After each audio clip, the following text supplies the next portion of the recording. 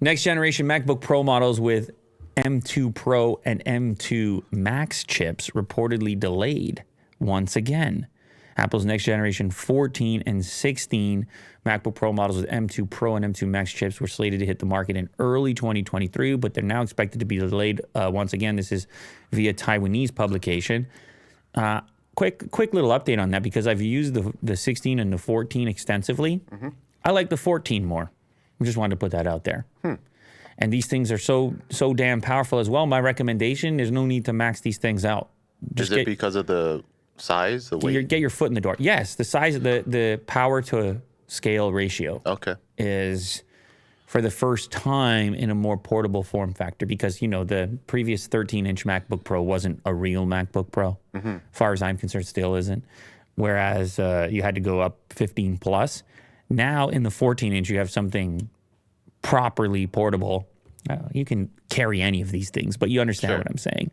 It's insane what you can get out of a machine with that footprint and that weight. Mm-hmm.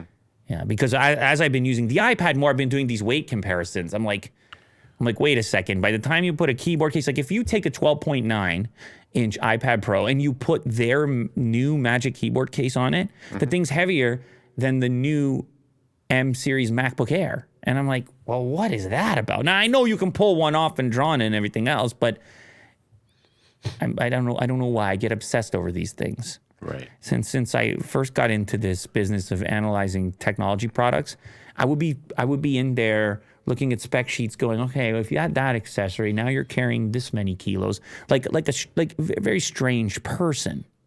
I'd be saying, and then that's in the backpack, like almost like a everyday carry type of analysis. And anyway, right now I'm having the most fun with this combination: 11-inch Pro, iPad Pro, and the cheaper keyboard case. So the whole thing is like £1.50. Okay. Anyway, these are delayed. Why? Because of global shortages. In late October, Gurman said that Apple planned to release the new MacBook Pro first half 2023. Chip maker TSMC started mass production of the 3-nanometer chips in late December, but reports conflicted as to whether M2 Pro and M2 Max will be 3-nanometer or 5. The rest of the report is focused on how MacBook shipments will likely decline 40 to 50% in the first quarter, citing unnamed supply chain sources.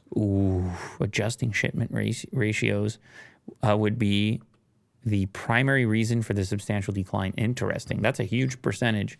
40 to 50% decline in shipments. Wow. Micro, macro, which one is it? Well, you tell me. Yeah. Maybe we need Mo for that.